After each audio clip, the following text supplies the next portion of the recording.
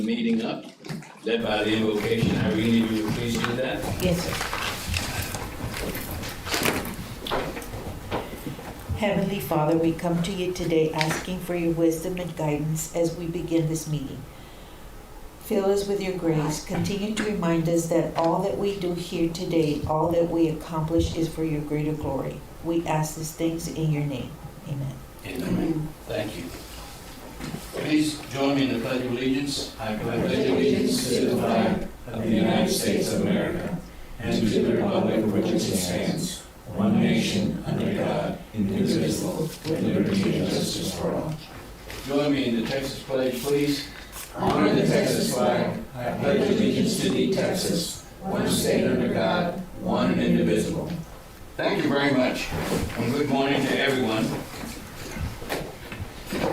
Irene, is there a quorum, please? Jerry Garcia? Oh, I'm sorry, Catherine. Yeah, roll call. Here. Jerry, Luis Elizondo, Leo Gonzalez, Devin Bacta. Here. Deanne Havman, Caitlin Chu. Here. Gabriela Hilpo. Susie Sullivan. Here. Kevin Kishnik, Ramiro Canales. Here. Leticia Roberts. Here. Melissa Vela. Terry Noack. Here. We have a quorum. Thank you so very much, ma'am. Do we have any comments? No, sir. No public comment. Okay. The item number 6 is the discussion or action consent agenda. Letter A is approval of the May 15, 2024 special meeting minutes. And letter B is the receipt of the June 2024 litigation report. Unless you want me to separate one of these specifically for discussion, I'll accept the motion to approve them as presented.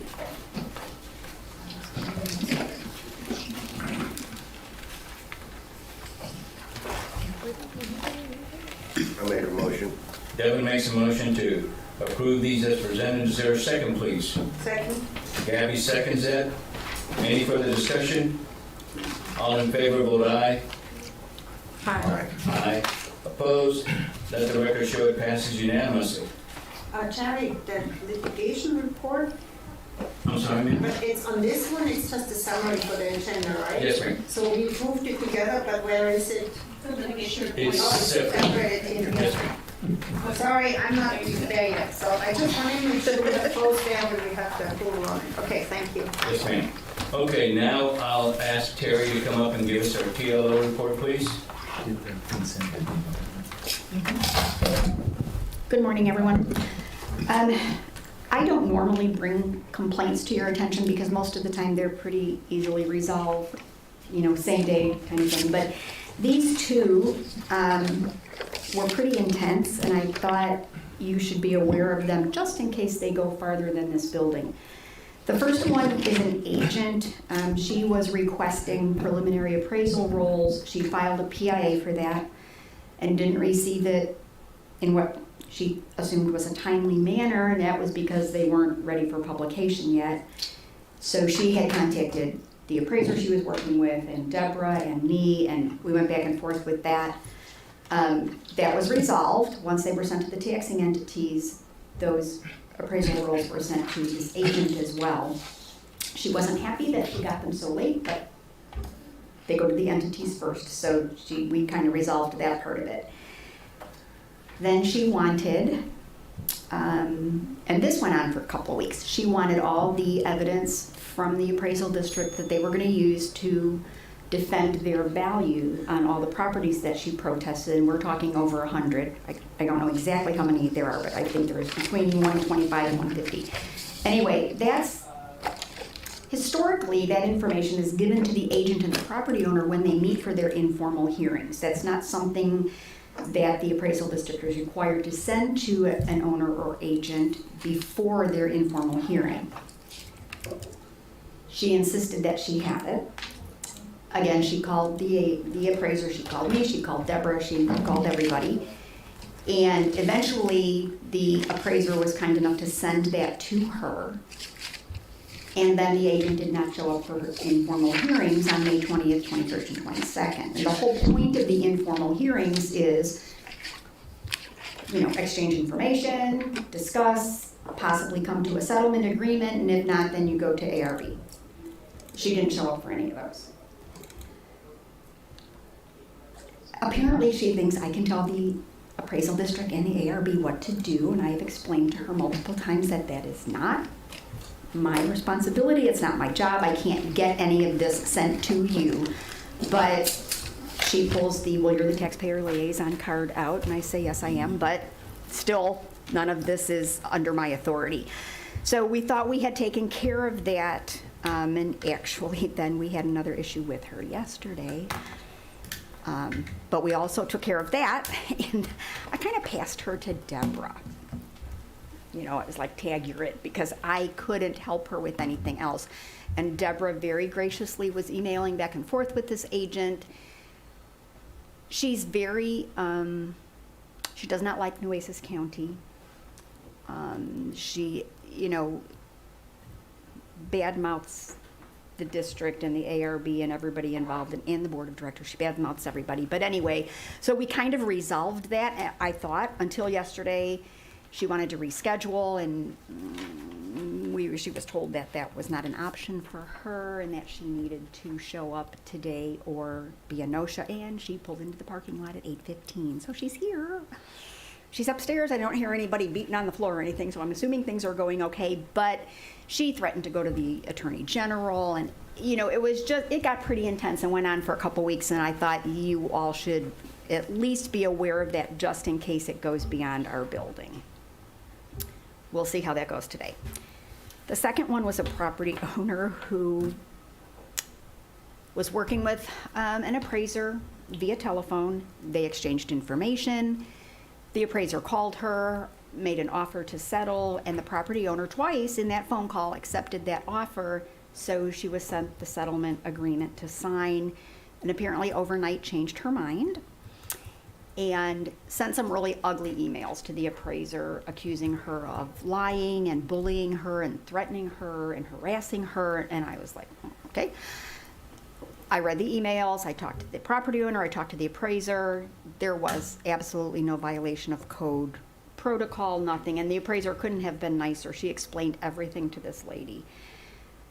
Then I sent her the information regarding a telephone hearing, and she flew off the handle again. And in 20 minutes, I had 3 emails from her. Again, harassment, targeting her because she didn't agree with the appraiser. Just a bunch of different issues that, and none of it was true. She also threatened to go to her representative, Michael Cloud, and I said, okay, that's your right. You can take it to anybody you want. But again, it's still ongoing because she hasn't had her hearing yet. They did rescind the offer, reopen the case, schedule the hearing. So far everything's okay, but we'll see how that goes at her hearing. But again, it went on for multiple days, and just in case it goes beyond the building, I just wanted you all to be aware of those 2. And again, I don't normally bring complaints to your attention because usually they're resolved pretty quickly, but there's just been a lot of them this year. I don't know why. They're just coming out of the woodwork. But anyway, it'll all work out, you know. But again, the appraiser that she was working, both of these ladies were working with the same appraiser. But God bless her. It'll you know, it'll all work out. It'll all be resolved in the end. But again, it was just kind of really intense, and I kind of wanted you all to know that. But other than that, the ARB's doing great. Everybody's been trained. They actually started 4 panels this week, so they're expediting everything and getting property owners taken care of, and everything up there is good so far. Okay. So, And just as an aside, if anyone ever says, notwithstanding these particular folks, but anyone ever says they want to talk to Joe Blow or whomever, I think your answer was exactly correct. You can talk to whoever you want to. We have nothing to do with that. right. And if they have an issue, they can come and speak with Ronnie or call Elias or talk to you but there's come on. only certain things that we can do, and I'd rather Right. them talk to Elias because he's the one who's the financial guru, and Don't send me any more people. I'm only kidding, Good Elias. enough. But anyway, that's the only thing we can do. 'Cause Yeah. we can only give them information that we have. Right.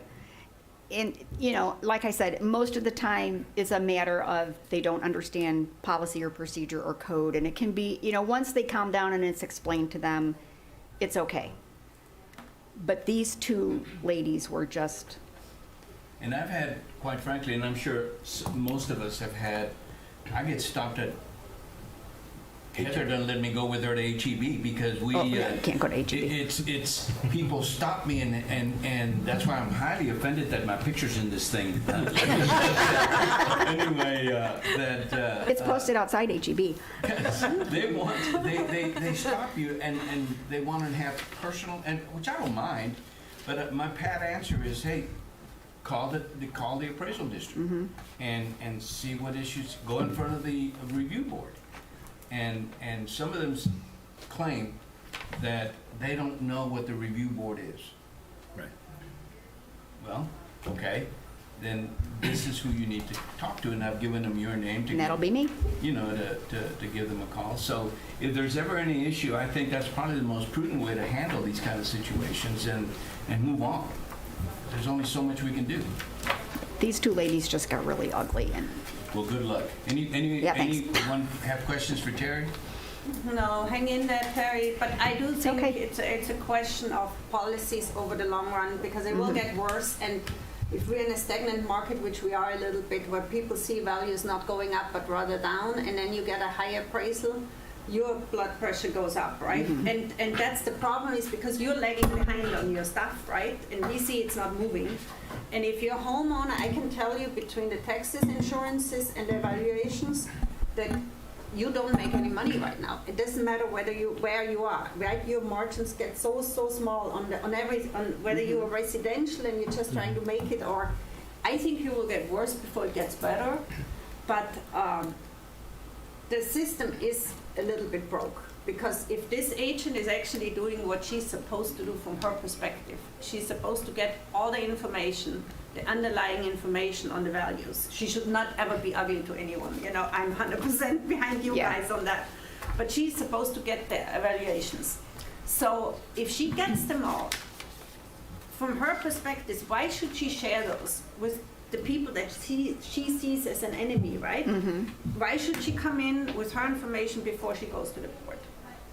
And that's going to be a problem on the long run. That's a systematic issue, right? Well, part of the problem is that the lady she's referring to has been an issue for several years. Yeah. It's not the first time. Yeah. this is not her And, first you rodeo. know, But there's agents like that every year. I've seen them. And that agent has had issues here in the Yeah. past. And it's not because our values are that high or whatever, Yeah. that's just her nature. Yeah. Okay? And staff here puts up with it. I mean, they bend over backwards to accommodate whatever it is that they need, Yeah. even the information, even Yeah. with the one that had agreed. Once you sign off Yeah. on your number, Yeah. then that That's should it, be it. yeah. But then they get upset because we cannot change it. And normally, it's not changed. In this case, for some reason or other, we make the change. Well, and She, this, yeah, she had never signed it. yeah, but this is the other problem that we have, and I think I'd asked Letty at one point, and I think I'd asked Deborah, because it's an issue. We have a value, right, or you get a value, whether it's a homeowner with one homestead or whether it's more. Then something happens, values get redone, and you basically should get a lower one. And then in complexes, they then adjust it, right, for everyone. But if that owner or if that property owner in any way finds out afterwards, they're completely screwed for doing it early, for coming in early, protesting early. They are screwed because now the numbers are lower somewhere else. They could have it as a comp, and they can't go back and negotiate it. So I'm not saying that it's anything we can fix right now, but there's so many principal issues that they try to address it every year at state or wherever, but this is going to get worse because people are getting more educated about it, and they have more remedies. And that's almost undoable for the district on the long run. It really is. I don't see any way out other than making new policy suggestions or bringing those things really to everyone's attention. And it's really not fair. I mean, it is not fair to a taxpayer to have a house evaluated, go write it down, right? And then 5 others get through with the cheaper values and nothing gets adjusted for the same houses.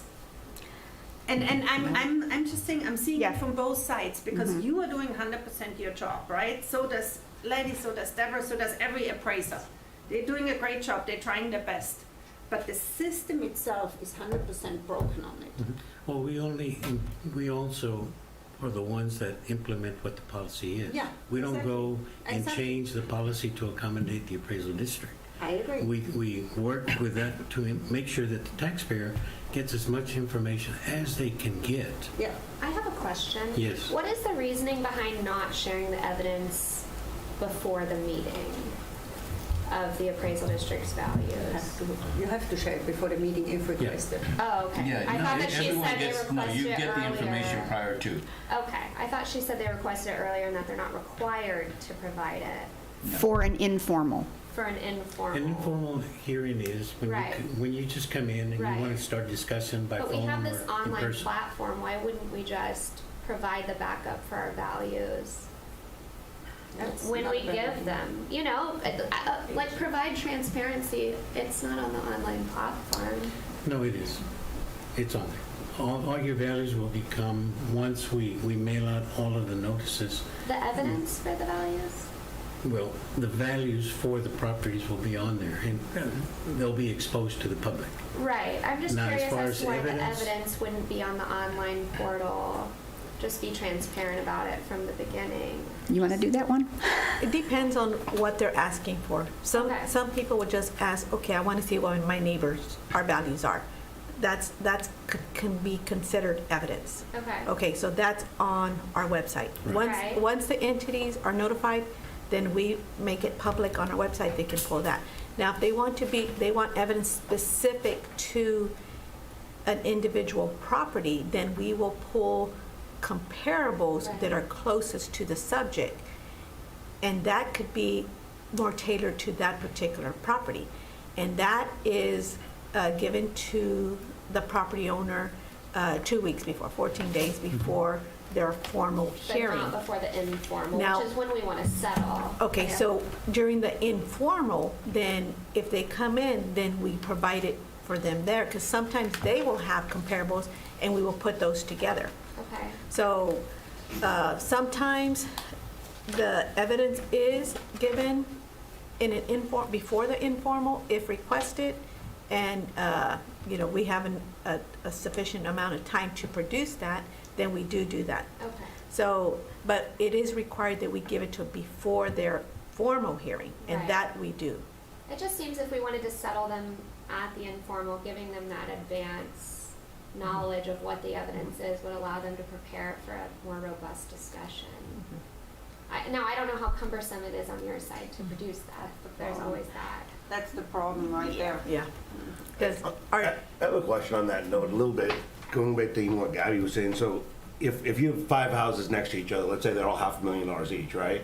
But Gabby went in, right now to settle, Caitlin went in next month, and I went in 2 months later, right? I'm sorry. Oh. I don't know exactly what the question is, but I feel like we are getting off of the TL Lowe's report if we're starting to Okay. ask questions, like specific hypothetical questions that aren't necessarily. Well, that's what I was gonna, Yeah. when she was talking about the settlement side, right? Like the neighbors would know, but if I asked for that data, right? And all the houses are the same value, but she's already negotiated, when I go in, do I see the original values or do I see the ones they negotiated to? it's what it was at that time. If at that time that you come in, if it's already settled, then that'll be the settled amount. So I do see the new amount.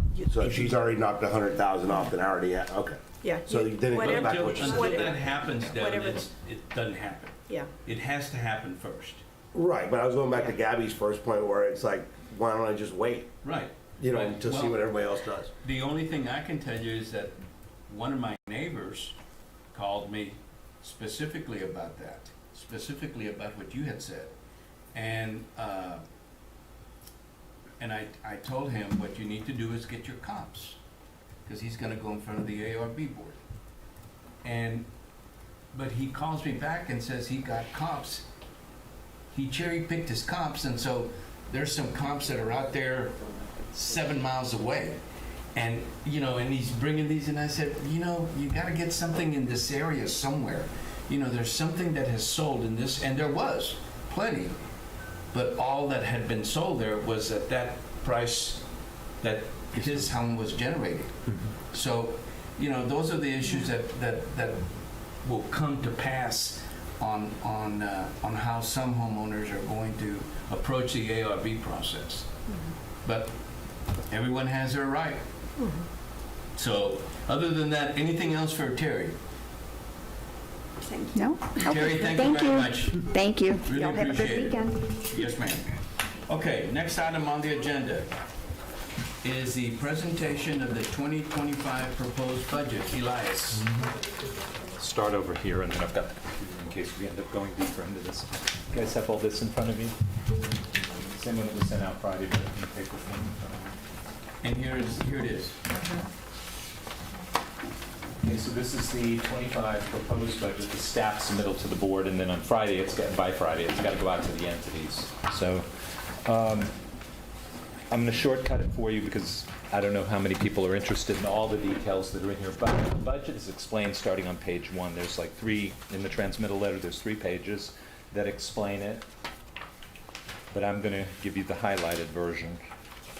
So starting on, because we start with the expenses, because the revenues, whatever we don't raise ourselves in interest and through open records fees and all of that, we ask the entities for. So starting on page 12, and this is a really good summary of what all changed by line item in the budget. Page 12. So we have, starting with the left, we have 2023, what actually happened. We have the current budget for 24 compared with the 25, and then a shaded column that tells you what changed, and then I put some notes off to the side explaining it. So I'm going to start with, and I'm going to go by grouping. The first grouping is the personnel expenses. The big changes there are a cost of living increase that's being proposed. Let's see, and of course that has a direct corresponding effect on all of the Social Security and Medicare tax and anyway, anything that's a percentage of payroll. The third item up in that grouping, group insurance, that's the health plan. It's been there's been medical inflation, so we inflated the budget, the current budget, by 8%. Spoke with our third-party administrator, and they thought that was a pretty good way to do it. Because claims year to year, because we're partially self-funded, it's kind of hard to predict those. The only other thing in here that's of note is the $35,000 merits that we put in every year so that the chief can disperse as needed for meritorious performance. Okay, so that's all that changed in the personnel services. Otherwise, no new positions or anything like that. The second grouping, that middle big square clump of numbers, is the supplies and operating expenses. Those are consumables, office supplies, postage, that kind of thing. All of that is either inflationary, like postage going up, or we just have more mailouts because of more activity, using more office supplies because we're doing more things here. So all of those are just inflation and higher use. 87,000 is the total increase in that series. And let me see, we were also seeing like the, I don't know, the cost of things, envelopes, I mean, just inflation. Seeing it all over the map on a lot of this, especially the custodial supplies. So that's what's going on in that area. The vehicle expenses, we're just holding it the same. It seems to be a sufficient budget. Then starting at the bottom, and it overflows to the next page, is the professional services. So the big changes there are $575,000 of election expenses that we budgeted for 2024 are coming out for 2025. But then we're putting in things, okay? Again, the inflation, and then we made some IT structural changes, to the way we're doing our CAMA system, the computer-aided mass appraisal software that's the backbone software of the organization. We changed around a few things. Anyway, it costs more, but we're getting a little bit better stuff out of it. Let's see, we do expect higher bids for the maintenance contracts because, things go out for bid, and every time we get them, they come in a lot higher, and you're going to see that in the next board agenda, board agenda item. Let's see, GIS service contracts, we're taking out the change finder. That was about 50,000 a year. We're taking that out, but we're going to upgrade the existing service to get more images more often. Let's see, the appraisal service, we're adding the homestead audit, although the board approved 5 years of that. We're doing it in 2024, it's just not in the budget for 2024. We found the money elsewhere to try and cover it. So, going to the next page, ARB legal. We feel like there's been a lot more phone calls and utilization of the ARB attorney, so we're raising that budget by $2,000 for next year. We expect that to continue. More activity, more questions. Let's see, books and subscriptions. We've been seeing a lot of higher renewal fees. Every time we go in for a renewal of something, because there's a whole myriad of these subscriptions, every time we get a new subscription renewal, we get higher fees on it. So we're increasing that by $3,000. And then the big one, over in this next bunch, capital outlay. This is the estimated cost of replacing that backbone software that I was talking about.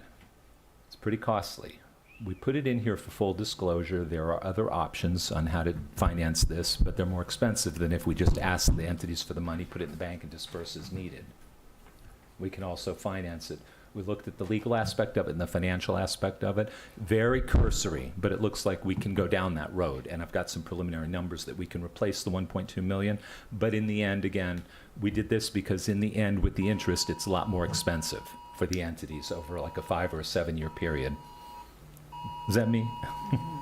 Oh, here.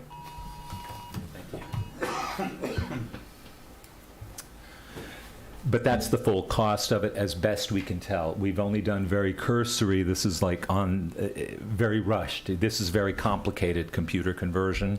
It's not something that we can just call them and say, hey, how much do you charge? And then lock them into the price.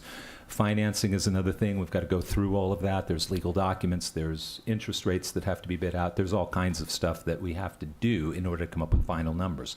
For a budget, and we're asking you for your input, should we ask the entities for 1.2 million? Or should we go for the financing and put something in here like,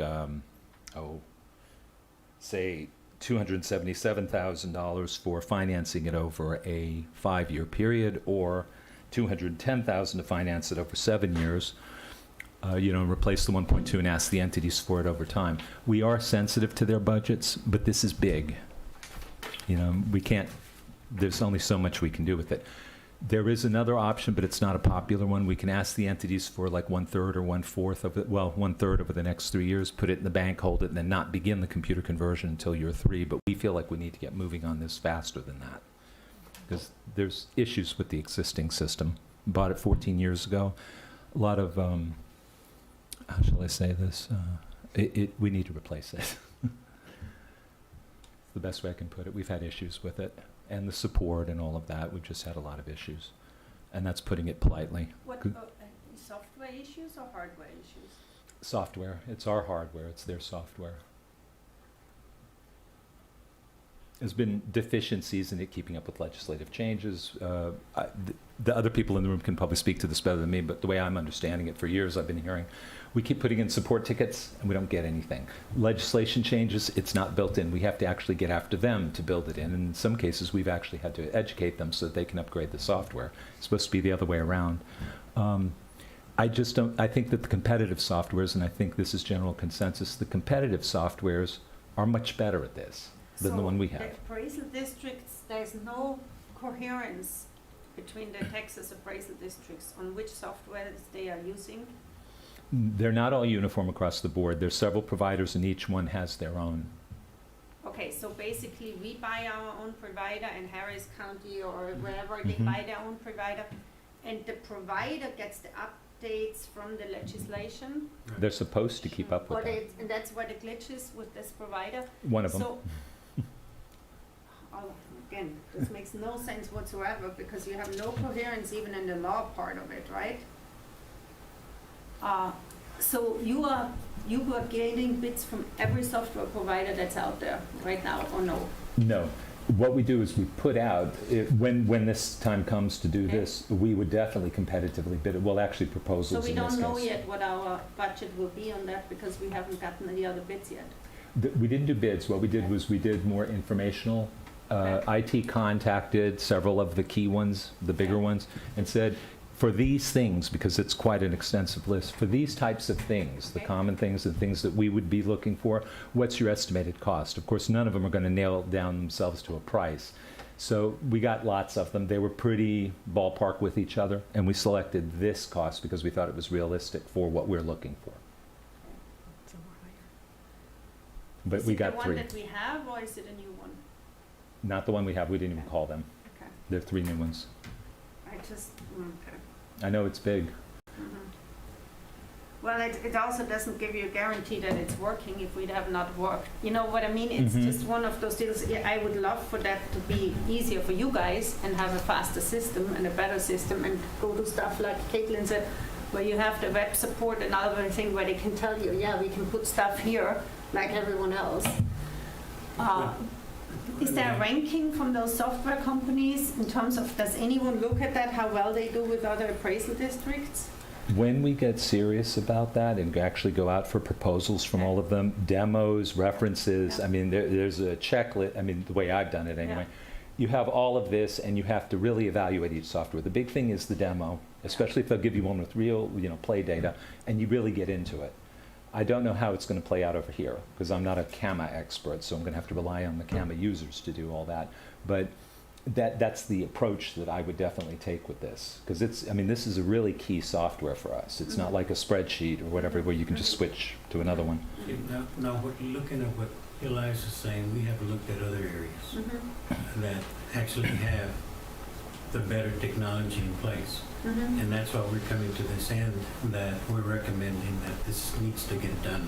We've had many issues for the last 3 to 5 years with the current software.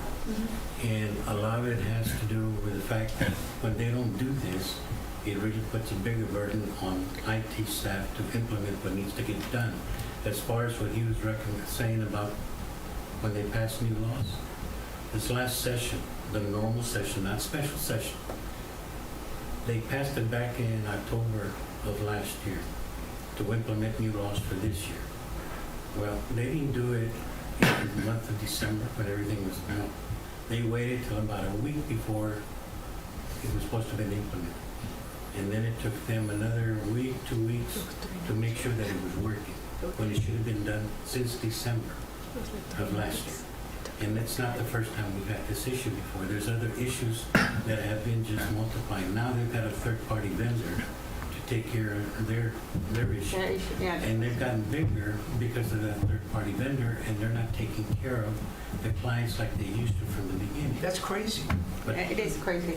but in the process, since we've been monitoring these kind of issues that we've had, we've also contacted other appraisal districts that have the current newer technology, and that's what we're seeing, that is not better than what we're looking at and we have right now. So that number that Elias is quoting is pretty close to what something is going to really turn the appraisal district around here. Will it help? Yes, definitely would help. It also makes less problems for the IT department as well. Because there's a lot of things that go into it, especially when it comes to the time of reappraisal notices and things like that, with the new laws that are in place. Sometimes they don't put them in there, so Neil here has to go off grid to make sure that it gets put on there.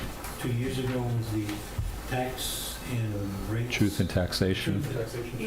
Taxation that they couldn't put in there until Neil here's the one who did that manually so we can do what we need to do here with the other districts in the county. So pardon me, Ronnie, the issue is, we can't, Neil, we can't get help via telephone.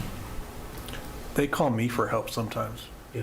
No, I'm saying the reverse, that they help us. So that Yeah, doesn't- no. I know you help them. Yeah. You and I have had that discussion. Yeah. But, so how is it that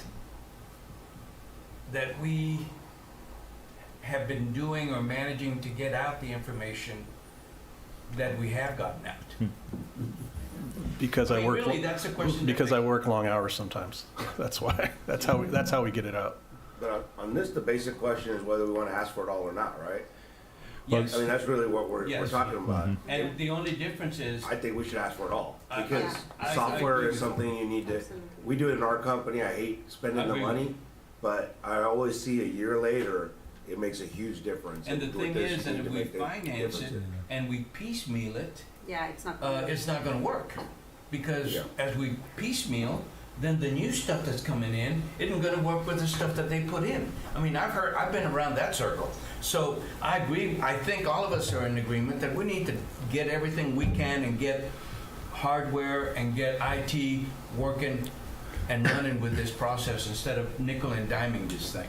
Yeah, I agree, and I think on the quality level, and Neil, I mean, you are our go-to on this one, but I would very much encourage you to go to every one of those guys, because by the end of the day, as much as this is costing us, but $50,000, and it sounds casual, but up or down, doesn't make that much difference on the long run, but it makes a huge difference on the quality, Sure. right? So I think more than anything, we need to look at that you get rid of that problem, that you are the IT guy for them and not the other way around, right? Yeah. And have real help. So I would think if you guys do the due diligence and come back with real proposals, we have a better option. But I completely agree with you. We ask for all of it, because it's not anything we want, it's a need, right? That's exactly correct. It's not even an option for us to say we can piecemeal And it this, ends so. up costing us more for something that's of less quality, because Yeah. we're paying interest. Yeah, Right. That makes that no makes no sense. sense. Now, when Elias looked at all this, also we suggested we look into the finance. Either pay it all up front, Yeah. where you're gonna get a budget of 11% from one year to the other, or you can look at your yearly payment, which is what we've done. He's looked at the 5 and 7 year finance, where you would pay yearly one amount. I think it was about 200 plus on each of those. But the difference here is five years versus 7 years. And the difference here will be on your interest rate. He's suggesting that we go 5 years. And then if we do that, then the budget goes from 11 to 1% increase from one year to the other, based on the yearly amount of payment that we will be making for 5 years or 7 years. So that 10.91% increase, would you'd be looking at 1% increase. That's your Overall, big difference. yeah. So, but just to be clear, if we ever down the road decide to go financing, legal and I still have more work to do on that. We did very cursory. I mean, I asked them to look at, Belinda actually, I'm not sure which of you looked at it, but I think Belinda looked at it. Yes, it's a road we can probably go down, but there's so many questions yet to be answered as far as the financial and the legal part of it. Financing is just a question of which direction and put it in here. You know, so we've got more homework to do on that. But we were thinking it'd be a good idea, at least if nothing else, to let them know, here's the total that we're going to be looking for, whether it's in 1 year or 5 Yeah. years or whatever. And it Send also out is like incumbent this. upon the taxing entities for them to figure out which way they want to do this. But in those presentations, Elias, I would suggest that probably Neil would be one that would be necessary to speak to these entities, to let them know what the situation is as far as IT and software and these kind of issues that are facing us. Devin said it perfectly. When the one thing you've got to invest in, and it is an investment, are these kind of issues that we're facing, because this is what's going to get everybody else into the pod. Hey, what do you think, Devin? I mean, is that correct or not? Yeah, I mean, you gotta just do it. I mean, look, it's questions, it's just a budget, right? So Right. Yeah. you take it to the entities and they say, no way. Then I guess option B would be to tell them we can finance this thing. But Right. I mean, that's the way I would. Yeah, but if they say no way, well then you only have yourself to blame for late funds, because we can't do anything if all the taxing entities have to become one in order to have the monies that we have to spend and invest in these kind of things. Well, that brings us to an even broader aspect of the software. Because if you would have real-time sharing with some of the taxing entities included in that, I'm going technically a step further, right? Which is wish list. I know we are far from it. Oh, don't get me But- wrong, when we approach these Yes. companies, we're gonna be, That We're gonna be would drilling them with the wish because then you would get feedback and you don't have to send it out afterwards, and you don't. If you go there, and I mean, I'm glad we have Neil, because by the end of the day, it really depends on the guy that puts the wish list together. Because the more you ask them the right questions, the more you will get the right implementation. And I think the sale to the taxing entities is, we can make your life easier. There is a probability that we can do that simultaneously, you know, and or you might look at your software as well. And so it's a pitch, because they are all in the same boat. You know, Yeah. they all will have to renew. But help us help you, that's Yeah, all. Yeah, yeah. So, long term, Okay. yeah. Okay, so, big picture again, everybody okay with leaving COLAs in? The cost of living increases? How much did you have in there? I have to go to here for the 4 or 3 or- details. 4%, I think. The pot is based, it's a pot, and it's based on 4% of all the salaries added together, minus the chief, minus the seasonal temps. That gives us a pot, and then, of course, you have to add all the taxes and stuff that goes with it once you give that to the employees. The employees will get 188,000 of it, I'm just using round numbers, but the whole thing with the taxes and all of that, the retirement fund and everything, is 229,000. That's what's in here for a pot of 4%. What we do with that is we determine the pot, so it'll be 188,000. We'll divide it by the number of hours of those employees, and everybody gets the same amount per year, including, we have one part-timer, so they'll get half of what all the full-timers get. That's put up on top of their existing pay. That way, everybody in the pay scale shifts up by the same dollar amount. Because if it's truly a cost of living, the reason we do that is because your bread, my bread, and his bread all went up by the same amount. Because it's cost of living increase. It's not a merit thing where you do percentages and all that. It's your basic staple items all went up. And we have been seeing a lot of inflation. So, and remember that we took that out of the '24 budget. Last year at this time, when we were doing the '24 budget, we ended up taking that out because the election costs were going in. It was kind of put on the table, but it doesn't look likely that's going to happen this year. Elias, Neil made me think about that question. How do we treat overtime? We have compensatory time. We don't pay it in Okay. cash. You get time and a half off. So I just made me think. and I'm salaried, so He's I salaried, so I don't get He's overtime. gonna leave here in October, and he won't be back until January. So you have a couch? That's, yeah, You might He does. request one. part of why I got a couch up there. Some nights I gotta sleep on it. Several years ago, just so you know, him and Cody used to spend the night here on the weekend to get everything out by the date for the other districts as well. Yeah. That's how far back we can go. It's not that way anymore. So compensatory time, you take it when it's slower, when everything's done, then you take more time off? I don't even get comp time. Salary employees don't get comp time here. Only our hourly ones. So as long as everybody's okay with leaving this as is, unless you want to discuss something in more detail, all the things that I went down. Does anyone have anything for Elias that they want to specifically talk about? Now's the time to ask him. We're going to be sending it out to the entities unless you guys want to make some changes. This will be the version that goes out to them.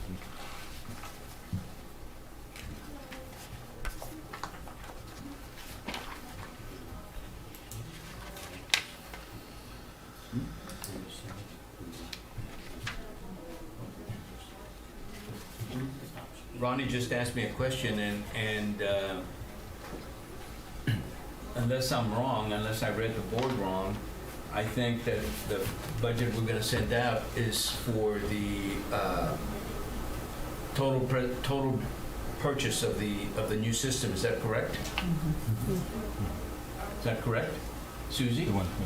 Absolutely. Okay, Around my end, yes. yes. So we're gonna go with that one. Okay. Yes. That's So it. that would be the 10.91% increase Yeah, over it's the a million 24 budget. increase. Right, but of Million course something. with the explanation of why that is. That's in the transmitter. Right, Yeah. okay, all right. And anything else for Elias? Yeah, also, make sure that we can explain the option of financing what that budget would look like. Okay. from 10.91% to 11%. Well, I think that 1%. Devin hit the nail on the head when we take it to the entities, and if they say that's too much at one time, then we have the other option available to us. Yeah. But the first, I feel that probably the first shot across the bow is to go ahead and try to get the whole system all at once.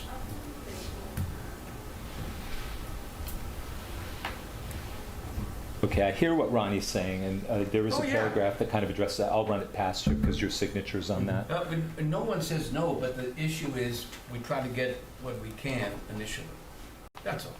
We thought, just staff, we were thinking, getting it all, having it in the bank and ready to disperse, and we can't use it for anything else, it would be earmarked just for that, to have it ready to disperse when the time comes. As the work progresses, that's how these things go. You make these progress payments. We just thought it would be better, and then in the long run, it's cheaper for the entities. So, Okay. that's good. And we have Plan B, if and they probably will, some of them will push back. We'll have a Plan B, and hopefully they'll give us more time to do a little bit more homework on how that's going to work. All right. Anything else for Elias? All right. Thank you, Elias. Okay, that's it for budget. It'll go out. And next item on the agenda is item number 9, discussion and/or action to award a 60-month rental agreement for postage machine and inserting folding machine. Me again. We've had these the whole time, but we're just getting upgraded technology, but it costs more.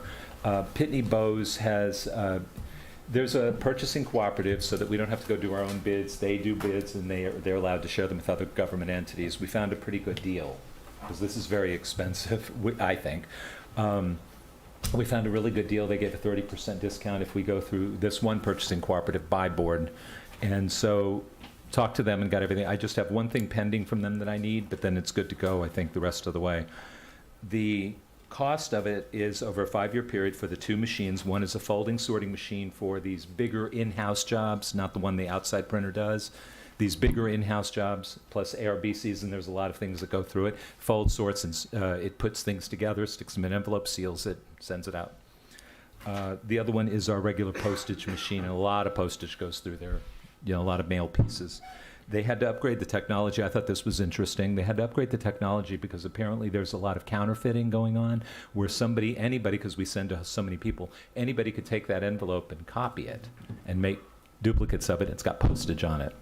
Well, the post office is reacting to that by making all of these postage machine companies now put like an embedded code so that as it goes through the postal systems and the robotics can read it, they can tell if it's counterfeit or the real thing that's been paid for. Wow. But that technology costs for them to upgrade it, so they're building it into their prices. So for 5 years for the 2 machines, it's $66,552. It's broken out into quarterly payments of $3,300. And we're asking your permission to move forward with the 60-month lease of both of those machines through Pitney Bowes. Do we need a motion to that effect? I need action. I'll go ahead and accept a motion to accept that as presented. Second. Susie makes a motion. Caitlin seconds it. Any further discussion? All in favor, please vote aye. Opposed? Passes unanimously. Thank you so much. Thank you. Next item on the agenda is the executive session. And public notice is given that the Board of Directors may elect to go into executive session anytime during the meeting to discuss matters listed anywhere on the agenda when authorized by the Open Meetings Act, Chapter 551 of the Texas Government Code. Should the Board of Directors elect to go into executive session, the section or sections of the Open Meetings Act authorizing the executive session will be publicly announced by the presiding officer. Upon completion of executive session, the Board of Directors may take such action as appropriate in an open session. A, consult with legal counsel regarding Valero litigation and related matters, 551.071. B, discuss evaluation of chief appraiser and related matters, 551.074. We now go into executive session, and it's 10:01.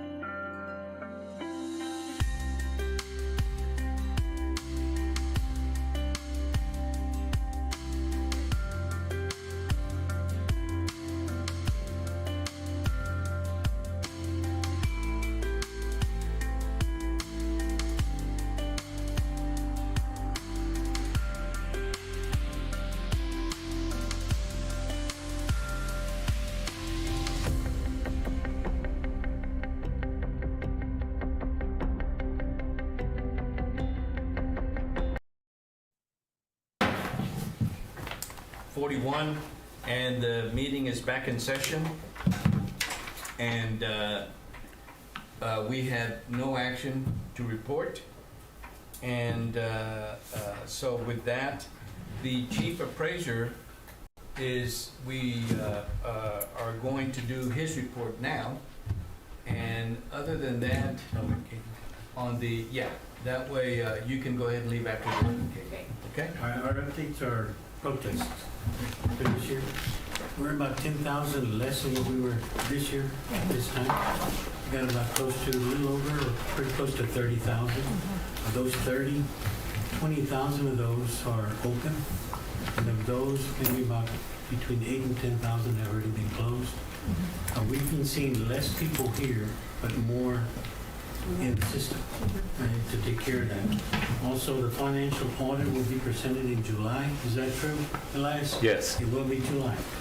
And then the elections, the election cost for what we have for the 3 new board members, we had budgeted $350.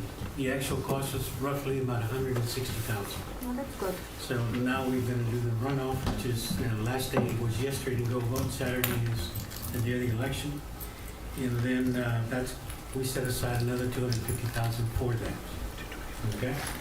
So we'll see how much of that So we shouldn't 250. use that, yeah, right? If it Money? was 160 on the first one, we shouldn't use 250. Well, no, For the no. runoff. What I'm Yeah. telling you is that that's what was budgeted for a Okay. runoff election. Yeah, Now, of that 250, we project maybe less than 100,000. yeah.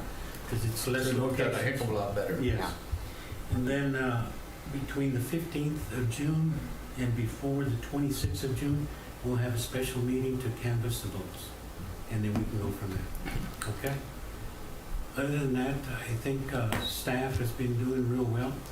They're very tolerant of some of the taxpayers that we have concerns with. A lot of them can be a little bit more argumentative than what they've had in the past. In reference to what Terry was saying, yes, we know who those people are. And it's a yearly visit that they do, and we already know what to expect from them. But this year, they've been a little bit more aggressive than in the past. The other thing too is, the LED outlet, we got the elections out of the way, we got the protests out of the way, the audit's coming in July. Other than that, staff is still pretty busy doing what we need to do. ARB is very busy, doing what they're doing right now. So I just want to also let you know that I don't interfere and I don't communicate with ARB people. They already know that once we hand over our role to them, tax rolls, I make sure that they understand I'm not being rude or being nothing. It's the perception. There's a wall. Yes. And we have to honor that wall, and we can't, a few years ago, the state said that, and that's what we do. We have no interaction with the ARB. And other than that, is there anything else, Ron? No, that's it. Does anyone else have anything else to bring up? Anything for next month's meeting? I got questions from taxpayers on the assessed and the appraised value on the notices, right? Because this year, if you've got it yourself, it's like the assessed is sometimes higher, but the appraised is a maximum of those. It's Okay. 10%, and then it's the 20% on the commercial. And the commercial people were asking me because they were like, oh, our assessed value is not bad. And then after the protest deadline was over, they were like, oh, but we got appraised higher. We just didn't see it because the assessed is not the same. Right? In the past, the assessed and the appraised were the same. Because, Sorry. yeah. The meeting's actually over because we no longer have quorum. Oh, that's okay. That's okay. Sorry, I'm cool sorry with to that. interrupt you, But I I let her talk because she needs to vent. Okay. Yeah, I need to bet. Yes, ma'am. Thank you. Ronnie, there was one more thing, the video that you were going to talk about. Oh, yeah, I saw. Can you put it on there? Even though the meeting's over? Okay. Can you So, just the information? video? If the meeting We is over, can't do that. We can't do that. No, but I got the video I saw the video at my house. There you go. Yes. It's a great informative video. Okay. Great. It's for what the appraiser does. Yeah, it's what the appraisal district That does. will actually. Anyway, other than that, let the record show it is now 10:46, and the meeting is now adjourned. Thank you. Oh, but I need a motion to adjourn the meeting, please. So made. That was quick. Is there a second? Second.